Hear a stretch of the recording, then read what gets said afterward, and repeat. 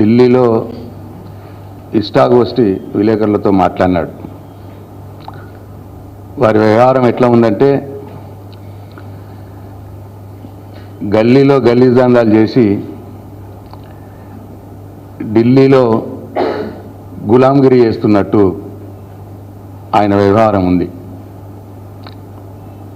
ఎందుకంటే ఆయన మాటలే పాపం. ఆయన 2 రోజులుగా ముఖ్యమంత్రిగా మంత్రులకు తన శాఖను తాను ఇచ్చుకోలేని స్థితిలో 2 రోజులుగా ఢిల్లీలో పడిగాపులు కాసి వాళ్ళ అధినాయకుల అపాయింట్మెంట్లు కూడా దొరకని నిస్సహాయ స్థితిలో ఉండి ఆ ఫ్రస్ట్రేషన్లో ఆయన ఇష్టాగోష్ఠిలో మాట్లాడినట్టు కనిపిస్తూ ఉన్నది. కేసీఆర్ గారు, కిషన్ రెడ్డి గారు ఒక్కటే అన్నమాట మాట్లాడినాడు. నిజానికి వాస్తవంగానైతే రేవంత్ రెడ్డి గారు, బీజేపీ ఒకటి. వాళ్ళ దోస్తాన ఎప్పటికప్పుడు అనేక సందర్భాల్లో బయటపడ్డది. ఉదాహరణకు బీజేపీ ఎంపీ విశ్వేశ్వరరెడ్డి గారు మీడియాలో చెప్పినాడు, రేవంత్ రెడ్డి గారు కాంగ్రెస్ పార్టీ తరఫున వీక్ క్యాండిడేట్లను మొన్న ఎంపీ ఎన్నికల్లో నిలబెట్టి మా బీజేపీ ఎంపీలు గెలవడానికి హెల్ప్ చేసినారు అని చెప్పి బీజేపీ ఎంపీ విశ్వేశ్వరరెడ్డి గారు స్వయంగా చెప్పినారు మీడియాలో. ఆయన చెప్పిన దాంట్లో వాస్తవం ఉంది నిజంగా. ఎందుకంటే మొన్నటి జరిగిన ఎంపీ ఎన్నికల్లో చూసుకుంటే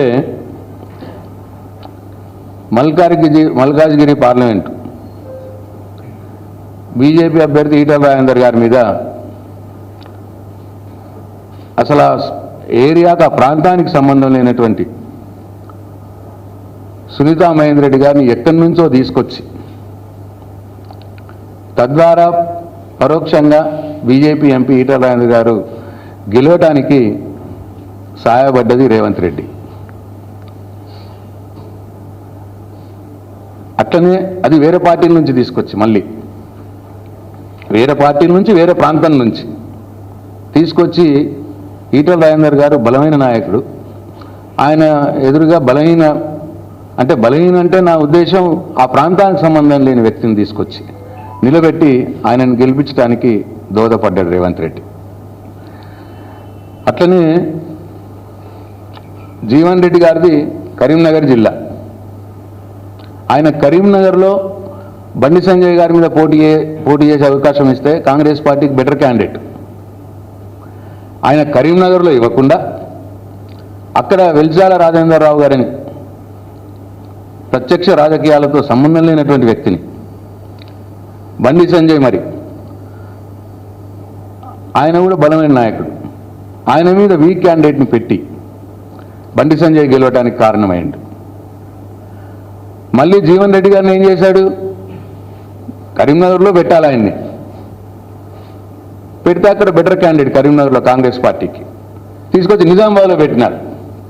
మళ్ళీ నిజామాబాద్ ఆయన వీక్ క్యాండిడేట్.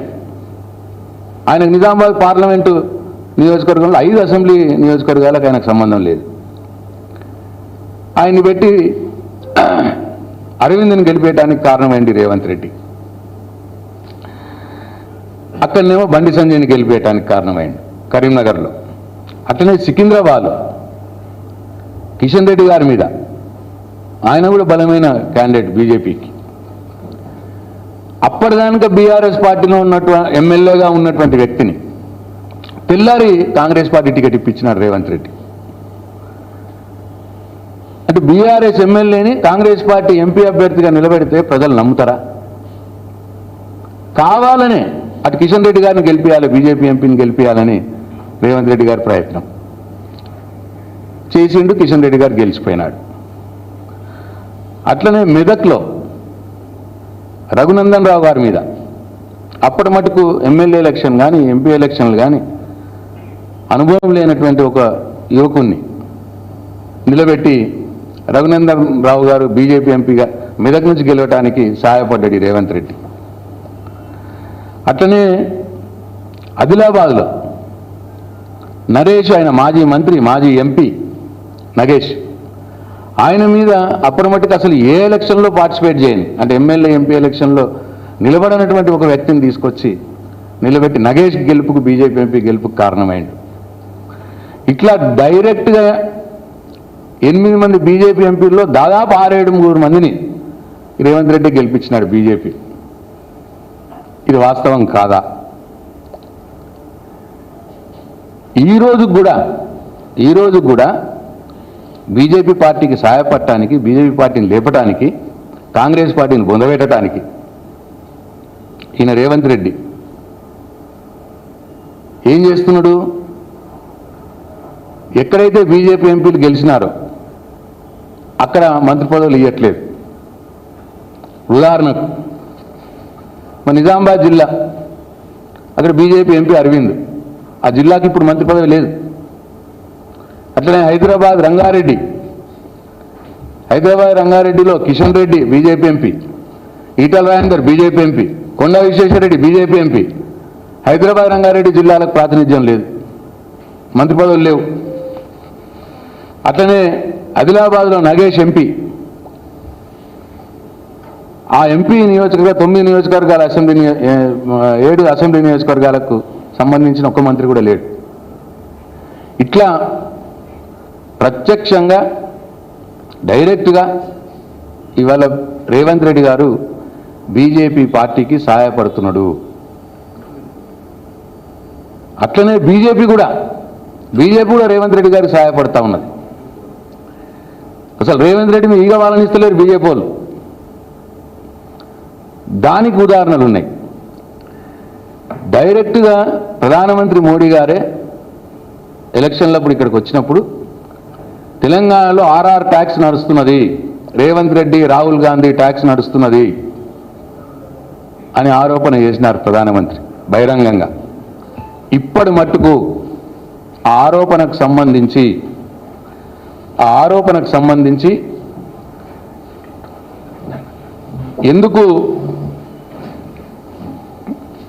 ఎందుకు ఎంక్వైరీ జరగట్లేదు? ఎందుకు మరి ప్రధానమంత్రి ఆర్ఆర్ ట్యాక్స్ నడుస్తున్నది అని చెప్పినప్పుడు ఎందుకు ఈడీలు రావట్లేదు రేవంత్ రెడ్డి మీదకి? ఎందుకు సిబిఐ ఎంక్వైరీలు జరగట్లేదు రేవంత్ రెడ్డి మీద? మరి బీజేపీ రేవంత్ రెడ్డిని కాపాడుతున్నది అనటానికి నిదర్శనం ఇది కాదా? అట్లనే రేవంత్ రెడ్డి గారి మీద నోటుకు బయట కేసు ఉన్నది, ఇటుపోయింది అది కేసు.